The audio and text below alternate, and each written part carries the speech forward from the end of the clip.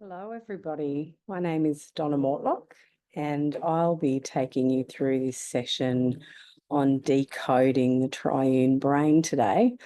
So I want to start with just letting you know I am not a neurologist or a brain scientist.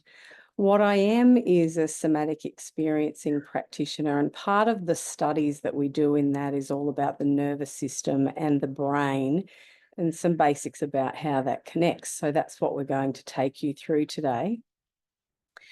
And before we start, just to come into complete presence in the Zoom room, I invite you to make yourself comfortable. Bring your hands to your lap.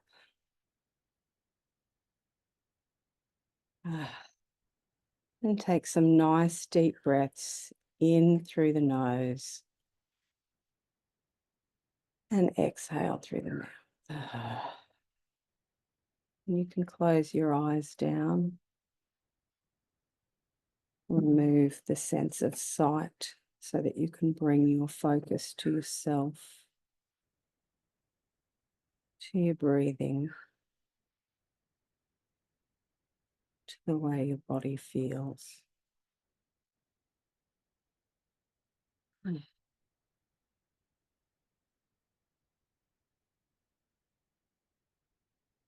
just taking 3 more nice deep breaths and fully releasing them on the exhale. And when you've done your 3 breaths, come back into presence in the Zoom room.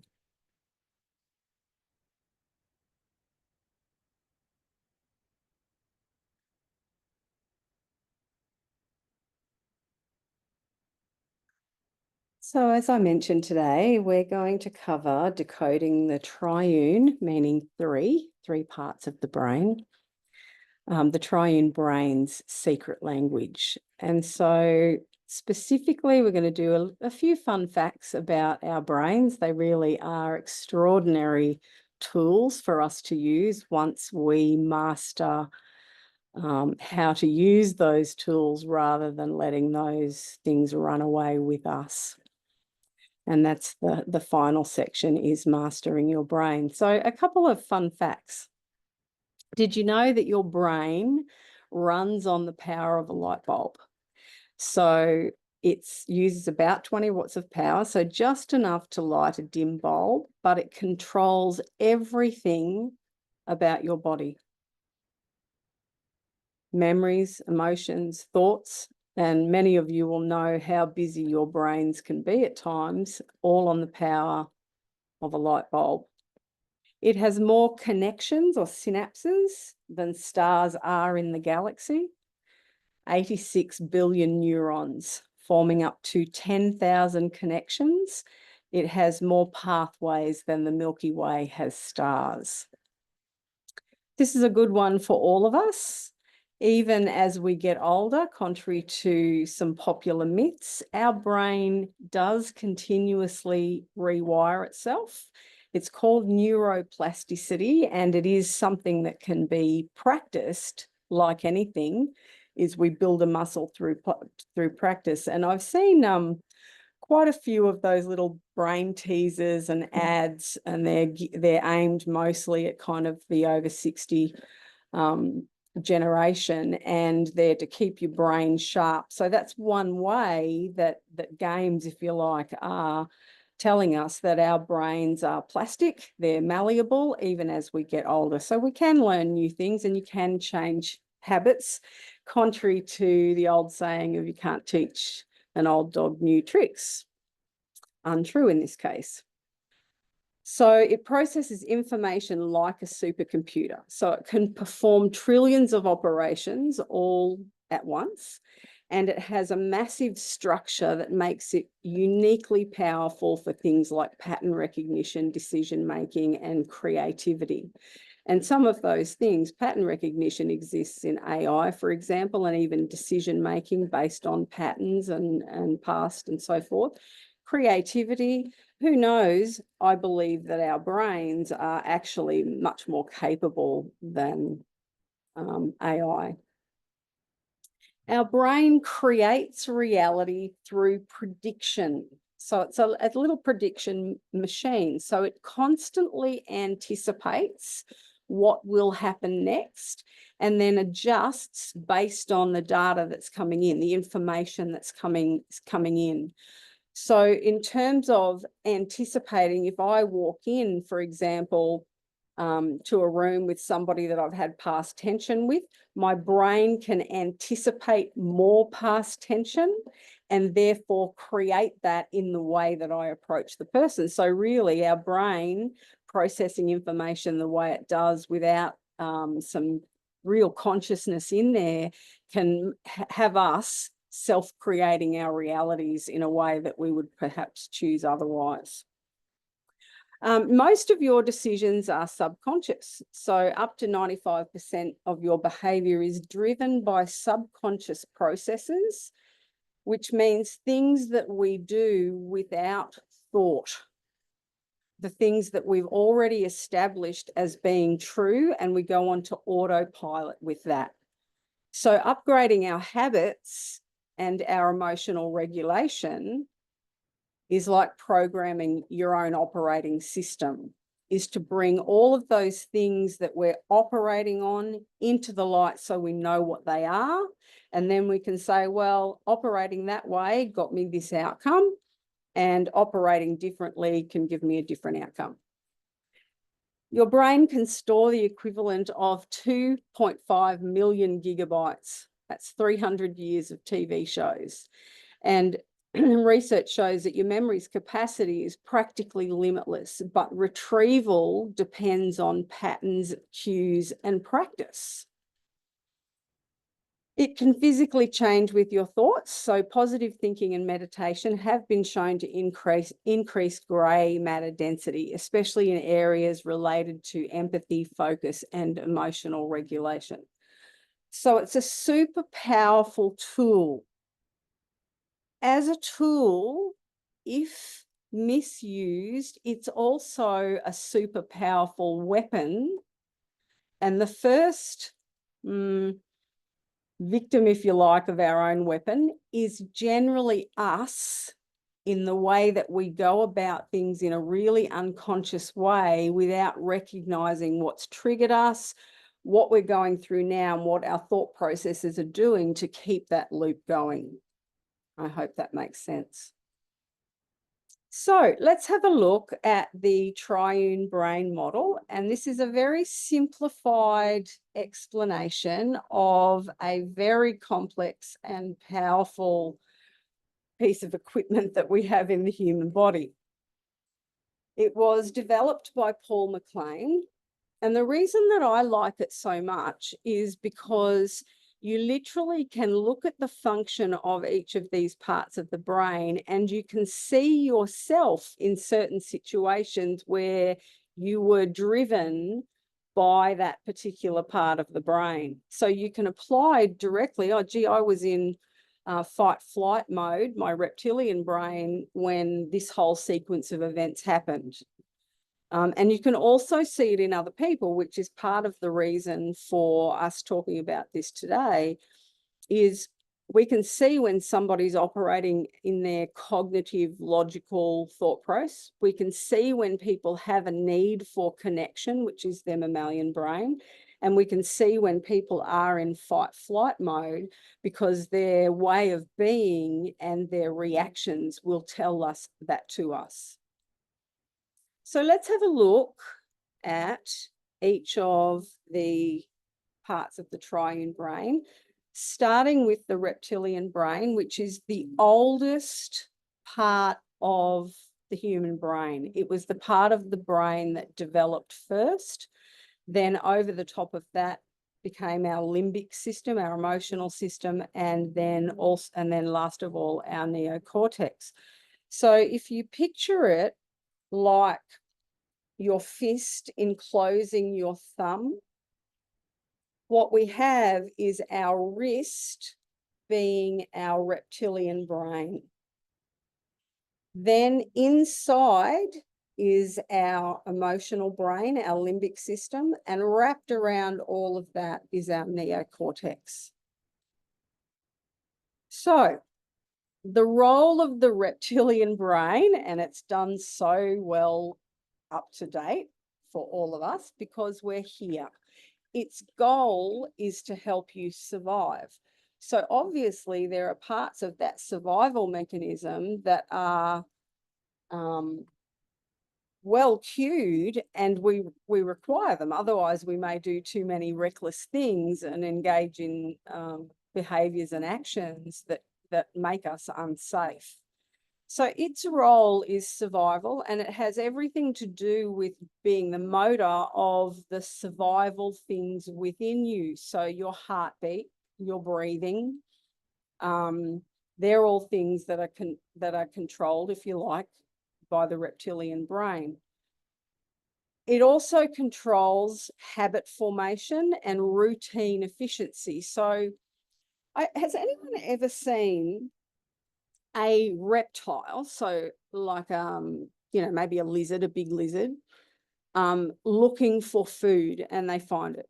So an example that I can give you is when I was living on 4 acres, I had a really big reptile, like goanna, who used to come in and raid my chickens.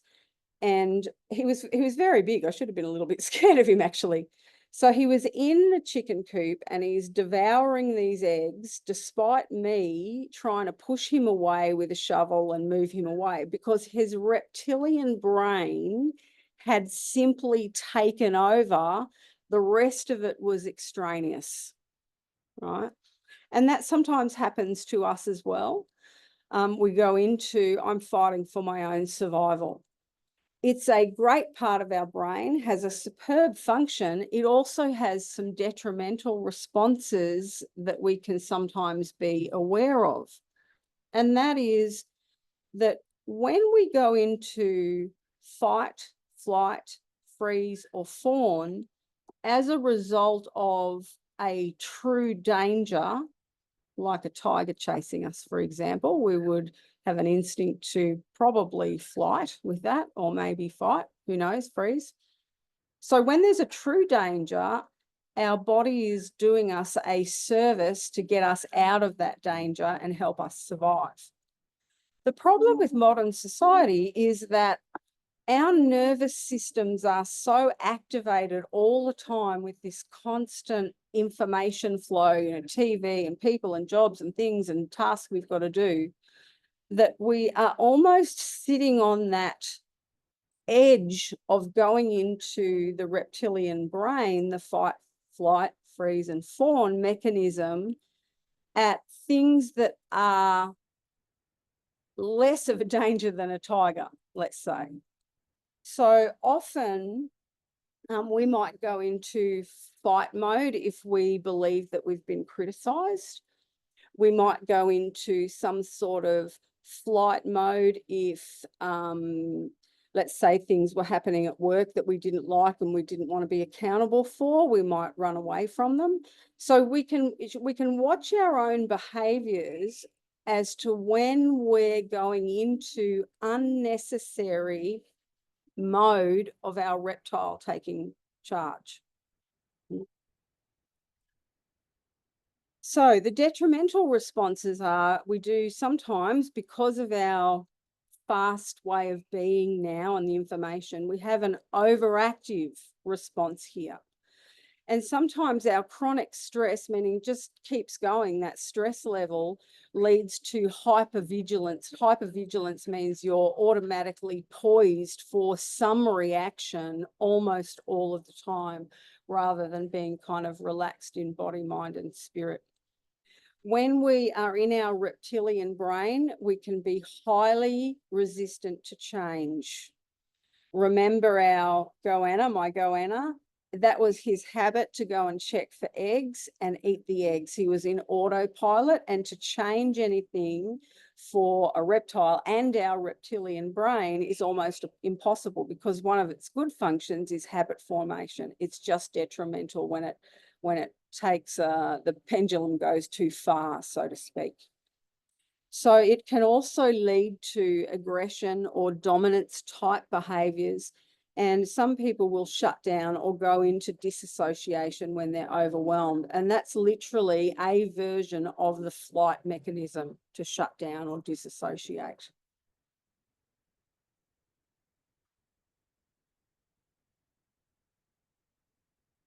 Okay, so how do we hack the reptilian brain? When your brain is in panic mode, the other parts, let's say, shut down or go to sleep. So what these hacks intend to do is to activate your parasympathetic nervous system, which means the relaxing part, how to relax part of your nervous system, and to tell your brain that you are not in danger. So one of the exercises, and I remember even my grandmother telling me, you know, if someone says something to you that you're about to react, take 10 deep breaths. And so it's old wisdom. And I think she in no way meant what she meant was 10 deep breaths, though, like those that we did at the start of this session, is in through the nose, out through the mouth, and relaxing the body. When you're breathing slowly and deeply, it's telling your body chemically through the breath, telling your body and your brain that you are not in danger. When you're huffing and puffing or you're holding your breath, your body receives exactly the opposite signals. It thinks I'm in danger, I'm poised for something, I'm getting as much oxygen in my system, or I'm holding my breath and the oxygen ready to do whatever it is my response is going to be. So literally focusing on for as long as it takes, 10 nice breaths is a good start, is one way for you to tell your body and your brain that it's okay. Number two is there are a number of grounding exercises that you can do. Almost anything in nature will be grounding. So if you can get your bare feet on the grass, if you can get your hands in dirt, perhaps doing some gardening, if you can go for a walk and smell the flowers, any of the activities that are soft and gentle, removing as much information incoming as you can, will help your system and your brain settle. And what I mean by removing as much information as you can is going for a walk and gently looking around, listening to the bird song is a very different thing to putting more information by having music or a podcast or an audio book or whatever in your ears. See, that's all information. And what you're trying to do is say, it's okay. The information I have is that I'm safe. I'm in nature. I'm walking. My body's moving. It's healthy, right? So grounding exercises, and there are plenty of those. You can do a little Google search and you come up with all sorts of everything from the simple to, you know, quite robust sort of ritualistic things. Cold exposure. So like splashing cold water on your face, having a cold shower, or one of the latest trends is to have an ice bath. All of those things begin to settle your reptilian brain as well. And then routine. So this is a really easy one, like the first two, actually, well, all of them, to tell your body to and your brain to settle down. So let's say you've had something that was quite shocking, that you triggered, you're reacting in some way, getting defensive, having arguments, whatever it is. So your brain, your reptilian brain, is just, what's next, what's next, what's next? Is one of the best ways to slow that down is to go into a routine that you're familiar with. This is a good time to bake a cake, make the bed, sweep the floor, do your nails, have a cold shower and wash your hair. All of the things that are routine and simple will also tell your reptilian brain, it's okay, you can go back to sleep again, it's all under control. And you can do these things for yourself, and they're also a good way that you can help others when you can see that they're in that kind of attack, defense mode of the reptilian brain. So moving on to, if we go back to our little fist, so we've just done the reptilian brain. So inside is our thumb, and we're going to call that the limbic mammalian brain, or the mid part of the brain. And it's all about, do I feel loved and connected? Am I part of the tribe?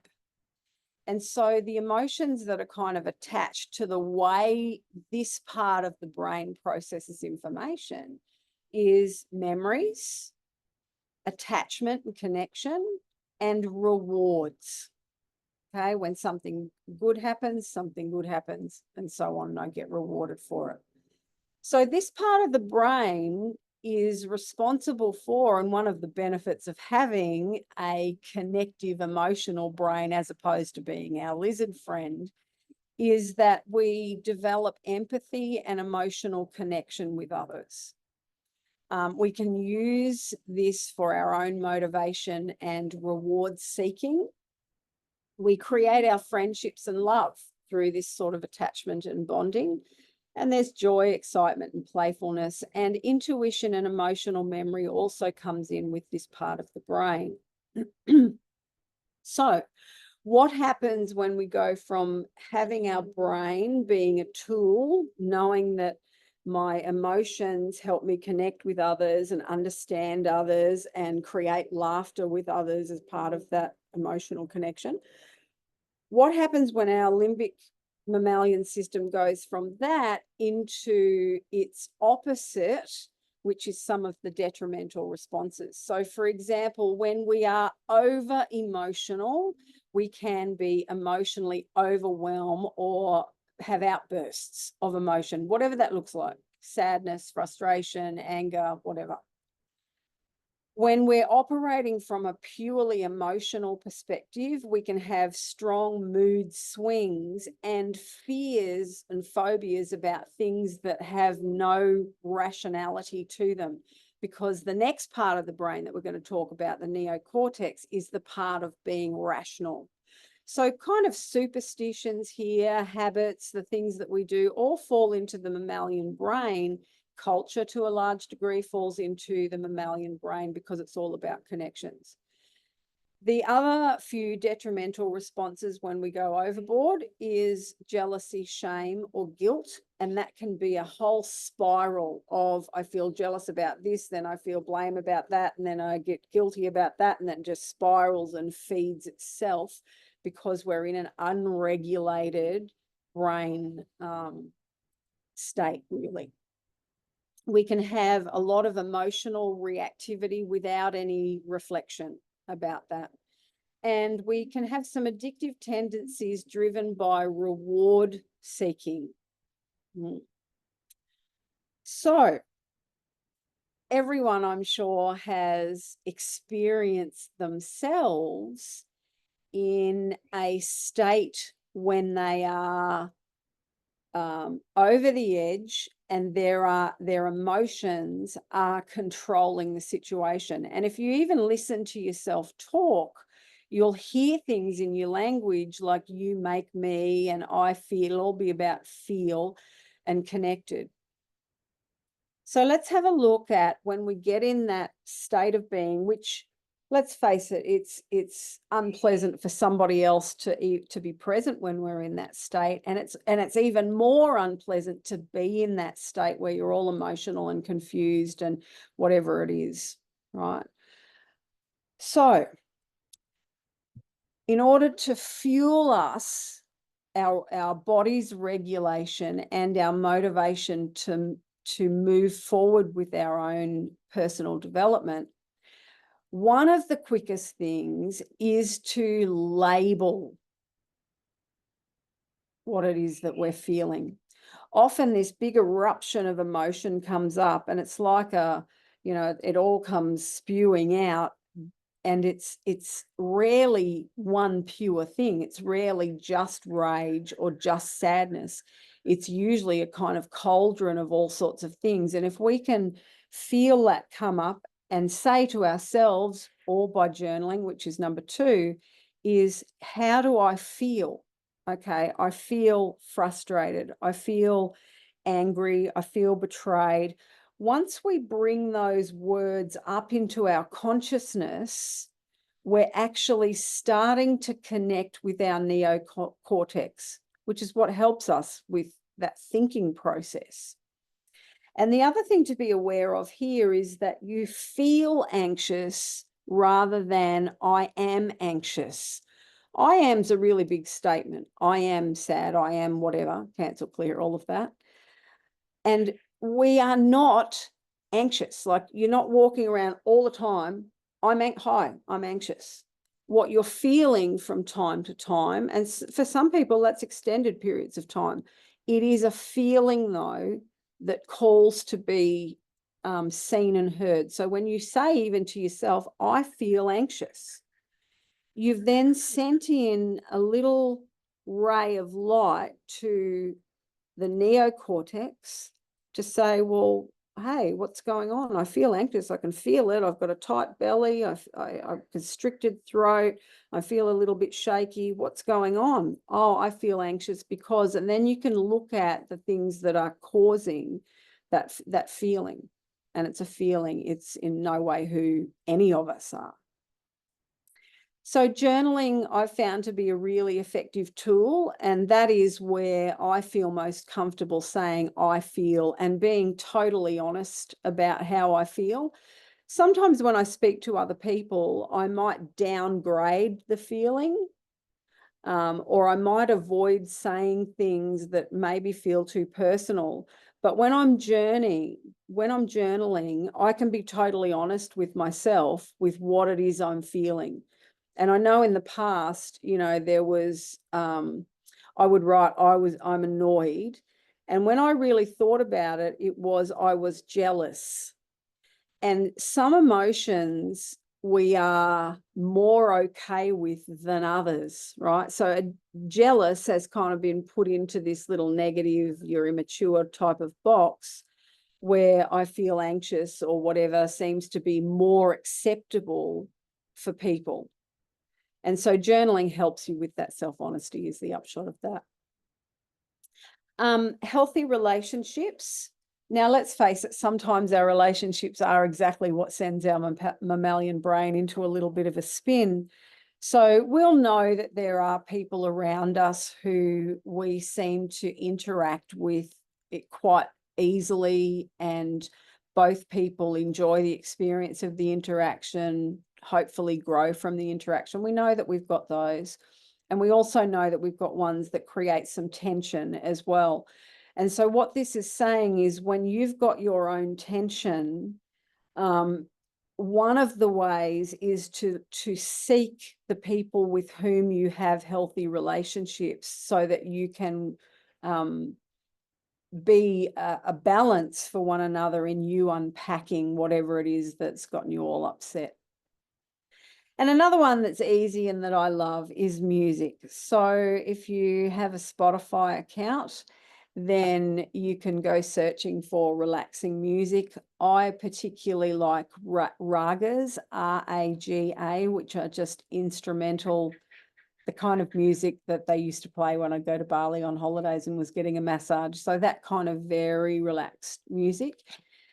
There's also some specific frequency music, and that's usually instrumental or electronic sounds created at specific frequencies that claim how true, who knows? I know I find them relaxing.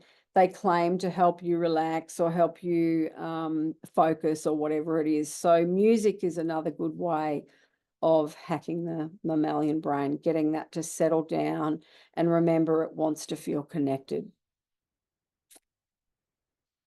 And moving on to the youngest part of our brain, which in our example of the fist is this little bit that grew over the front and gave us much bigger brains than most of our animal counterparts. So the neocortex, the questions that it will ask, and I'm talking questions that happen so fast in your brain, they may even never come to conscious thought. Your neocortex is always asking, what does this mean for me? And what should I do about it? So your neocortex is very logical. It likes to plan and organize.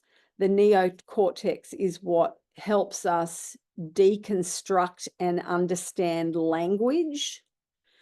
It helps us with empathy as well. So there's some connection with the limbic brain as well. And it's our consciousness, the things that we bring up and go, hang on, I've always thought, done, been that as a result of seeing that modeled for me, for example, in my early days. And as an adult, now I can have the awareness or the consciousness to start to question that. And it will be the neocortex that sets you on that journey in many, many cases. So its benefits, again, are enormous. It helps us with logical decision-making and problem solving. It keeps us mindfully aware and able to reflect on what our experiences are. It helps us with planning our future and for goal setting in a structured kind of a way.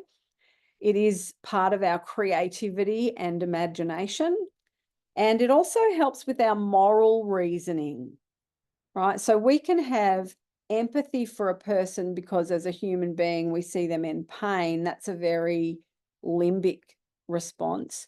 We can also have a neocortex response that is, I feel empathy because that person, from all I've seen, is a victim, did nothing wrong, whatever, and requires help. So they're same end, if you like, different ways that the brain parts would approach that. Detrimentally, there are some things about the neocortex where we use it as a weapon against ourselves rather than the magnificent tool that it can be. So it's our neocortex going overboard when we start overthinking or go into analysis paralysis. So my grandpa used to call that navel gazing, just head down and trying to work something out. When we are constantly or too much for our own well-being, worrying about the future or the things that are going on in the world, especially those things that are completely outside of our control or influence. We get a disconnection from emotions and intuition because literally the logic starts taking over and the emotions are no longer being heard. And we can justify some harmful behaviors to ourselves with logic, regardless of how kind of weirdly woven that logic might be. And we can get mental fatigue from constant decision making. And anyone who's a parent, anyone who's been out in the workforce, pretty much anyone, will have been at some point in their life worn out from all of the things that they had to process in order to make a decision. And then that decision may have been required in order to go on the journey of the next decision or the next project. So I think it's safe to say that the huge majority of people have experienced that at some time. And it could have even been on holidays. So, you go on a holiday and you've got this, where am I going today and what am I doing and how much money do we have and where do we get this and da-da-da-da-da. And that can actually lead to a mental fatigue from decision making, even when we're on holiday, because we know our neocortex has gone into overdrive. So our neocortex is where we do our best work. It is also where we do the most self-criticism, spinning our own wheels, worrying about things before they even happen, if they even happen, getting over analytical and focused on the fine details and the system or the sequence of those details at the expense of the big picture. So hacking our neocortex is all about using it as a tool and bringing it under control so that you can consciously tell your neocortex where it's to be used. Too often, it's like this outside thought comes in and we spin our wheels on it. And when we try and change our thought process, particularly if we're spinning our wheels on something negative, we go out and say, well, I'm going to think of bananas now instead of this thing that's causing me a little bit of distress. And straight away, your brain comes back to that thing, right? That thing. That's where we're just going over and over and over it like a treadmill. That's an indication that we have an opportunity to flex our mental muscle, because it should be our consciousness telling our brain how it can be of best use for us, rather than our brain putting us into automatum, sometimes or often to our own detriment. So hacking the brain, being mindful, big word. So really mindfulness is about paying attention to what's happening right here and right now. It's about presence. And I know as a mother, there were many times when I was trying to multitask, and certainly even as a business owner too, you're trying to multitask. So your attention of your mind is directed into 2, 3, 5, 10, however many compartments of things that you're juggling. And what I found was, number one, it never feels too good to have a brain that's going that fast for that long. And because your attention is split, it's easier to make mistakes. It's easier to forget, when someone asks you what happened later on. So mindfulness, to start with, is really just about practicing, let's say, one activity and being totally present with what that activity is. Mine was washing the dishes. So rather than allowing myself to go off into these thoughts where I'd be washing the dishes on autopilot, and before I'd know it, they'd be done, my brain would have been off onto weird and wonderful things, is I brought my attention to the temperature of the water in the sink, the objects that I was picking up, washing, maybe looking out the window. And every time my brain skittered away, I would intentionally bring it back to that activity. So yours might be driving. Plenty of people, off with the fairies when they're driving. So their driving is on autopilot, and obviously their senses are there, but their brain actually is elsewhere. So if that's you, then you could practice doing mindfulness of back to my driving. What color's the car in front of me? What color's the car behind me? How fast am I going? How does my body feel in the chair, in the seat? The most common one you'll hear in relation to hacking our neocortex is going to be meditation. And meditation, many people love it. I love it. Many people are a little bit nervous of it because they think they're getting it wrong for some reason. And that they'll say to me, I can't empty my mind. You can be easier on yourself than all of that and consider meditation just to be the act. And it may be that you sit down and you focus on your breathing and you listen for 5 minutes just to the words of a song. That's a meditation. And so as you're focusing on your breathing and your brain skitters off like it does, you come back, take a breath in, refocus on your breathing and listening to the music. So those little practices just for 5 minutes or a song. There are plenty of guided meditations also on YouTube. They're all over the place, where you can do anything from 8 minutes up to an hour of a guided meditation, which kind of brings you back into the here and now rather than skittering off mentally. Number 3 is focused attention tasks. So remember, the neocortex receives a lot of information through our senses. It sees things, it hears things, it smells things, it feels things. So there's a lot of information coming into our neocortex all the time. And in fact, the huge majority of it, we can not even put into our conscious awareness, otherwise it would be complete overload. So to remove that input of information, focused attention tasks like reading, which is simply visual, which is more grounding and settling than watching a movie, because in a movie you've got the hearing and the seeing, and it's a moving thing. Plus you've got a movie's intention to activate your system. Music, right? So you may be less consciously aware of the music, but now every time you listen to a scene that's sad, it's going to have violins and whatever. And every time you see a part in the movie that's supposed to make you activated, you're going to hear that fast music. So we want to remove all of those things so that our brain can settle and say, I don't have to deal with a million things all at once. Right now, I'm just reading, or I'm doing a puzzle, which is my favorite thing. Actually, both of them are my favorite things. The other thing that you can do is to visualize success and set goals.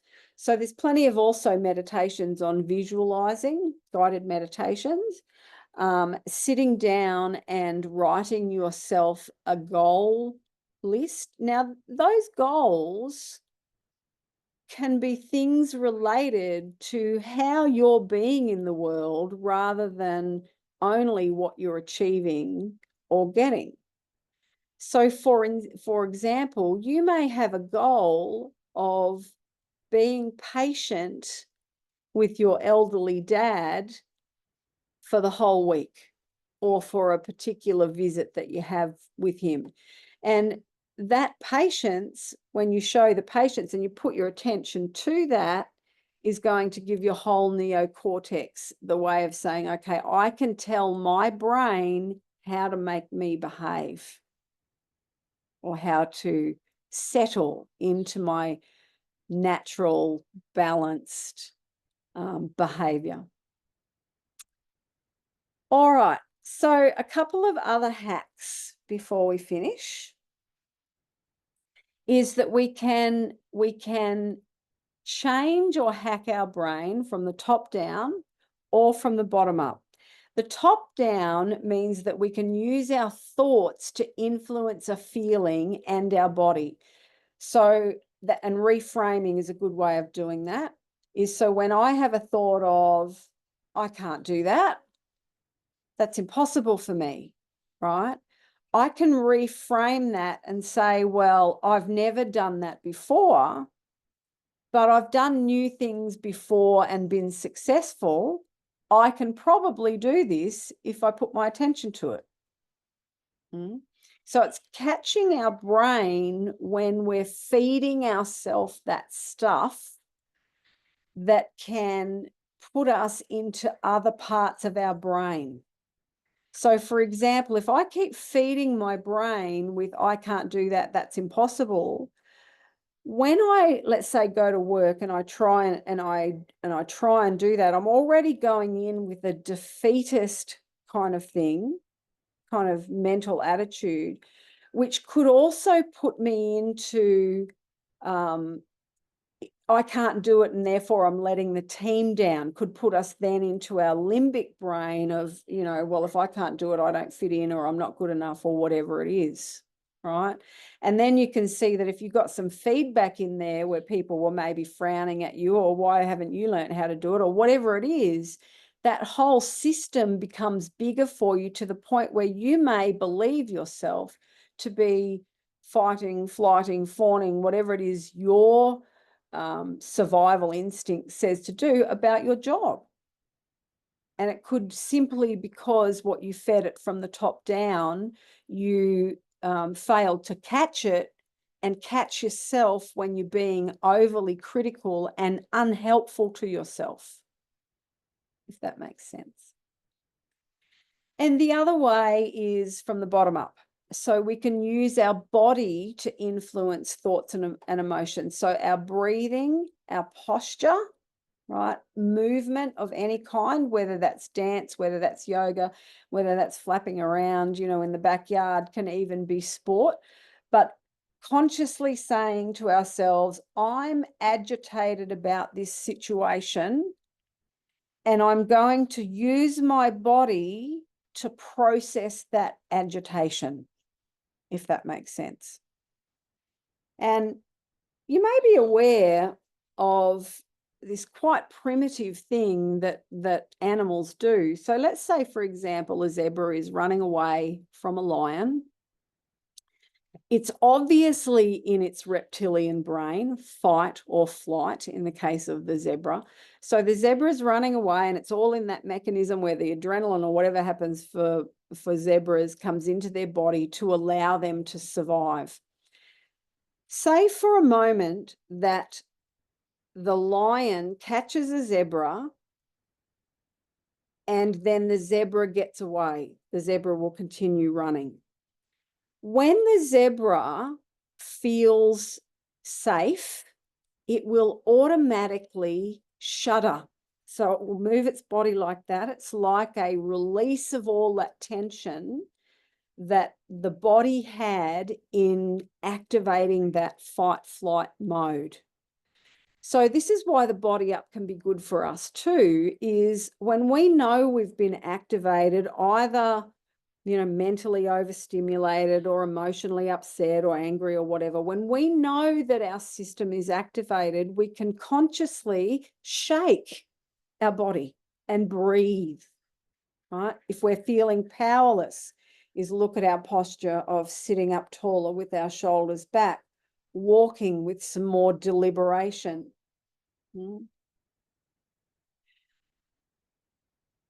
So I hope that I've given you some useful information today for you to just bring some of your awareness at the situations and the reactions you have and the dealings that you have with people throughout the day, is to kind of catch yourself and say, where am I? Okay, I'm in my neocortex. Where's the other person? Oh, they're being a bit emotional. One of the things that we can never do is to speak a language from one part of the brain to someone else who is activated in another part. So, for instance, I have a little child. The little child is highly emotional, upset, maybe was kicked out of the sand pit, or some other kid wouldn't share with them or whatever. So the child, you can clearly see, because they're crying and talking about little Johnny in the sand pit, is in their limbic brain. If the caregiver automatically goes into problem-solving mode, which is a neocortex mode, then there's a disconnect and the person is not yet ready to move on to thinking clearly when they're in an emotional state. So the first thing a caregiver will generally do is something to reestablish that the child, and this can happen to adults too, just the scenario is a little bit different, that the child actually is still part of the group and is important and is loved, if you like, and connected. Once that is reestablished, it allows the child or the adult's brain to then go, okay, now I can think logically about it. While they're still in their limbic brain, they're more concerned about making sure that they have a tribe. The same thing with our fight flight mechanism. If you've ever seen anyone who's, and I guess one way of that is physical fighting, who's in the middle of an argument and physically fighting, and you attempt to speak logic when you're dealing with two people that are in their reptilian brain, someone comes out and tries to speak logic to them, they don't even hear because they're too busy trying to survive, right? So literally, when someone's in survival mode, they would need to be separated, because particularly if it's two people who are combative, is separated and allowed to come to calm that they are no longer under threat. And that might be a dark room, quiet talk, somewhere in nature, so that and some breathing exercise, so that person go, okay, the fight's gone, and now my body can settle, right, into perhaps having a conversation, which is neocortex, about what happened in my emotional response.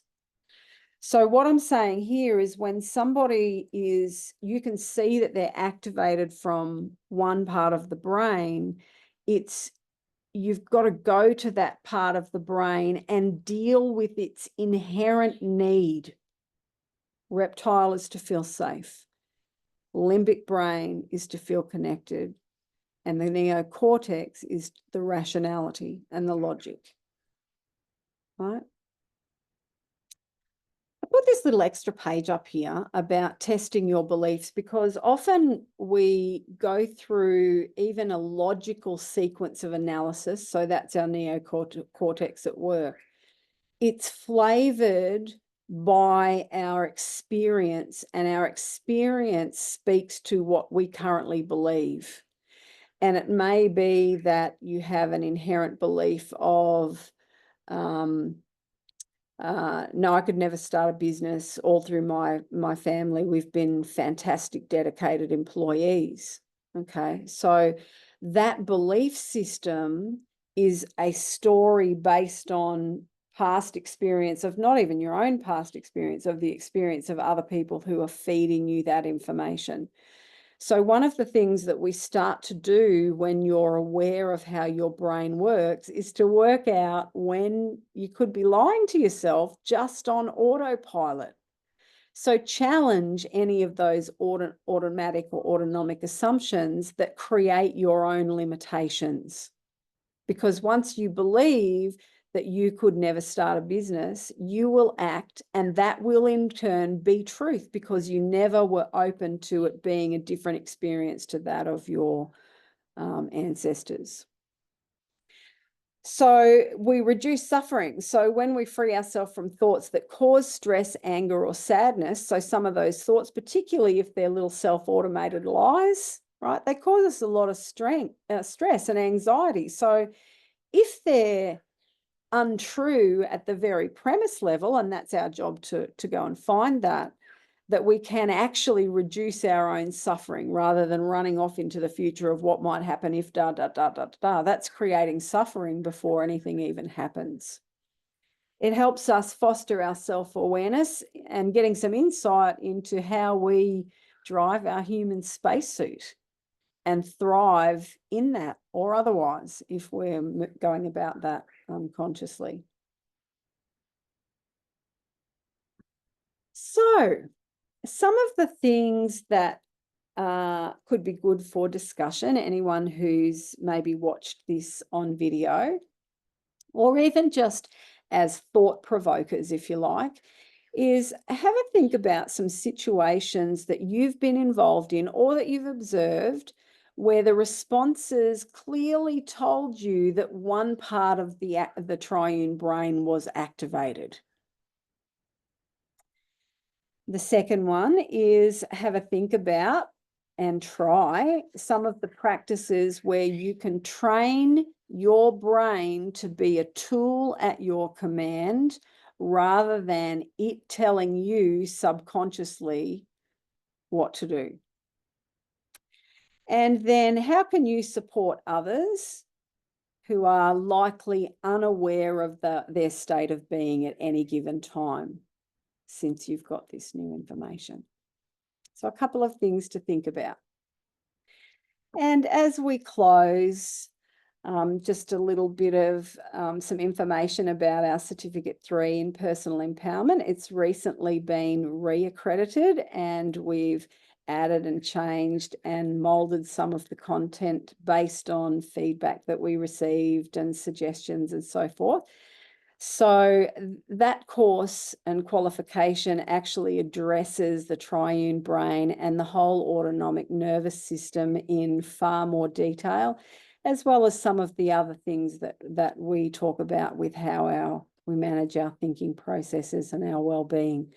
So if you're interested in joining in the full course, please make contact with the Blueprint Career Development office, and I look forward to seeing some of you there. Have a fantastic day. Bye for now.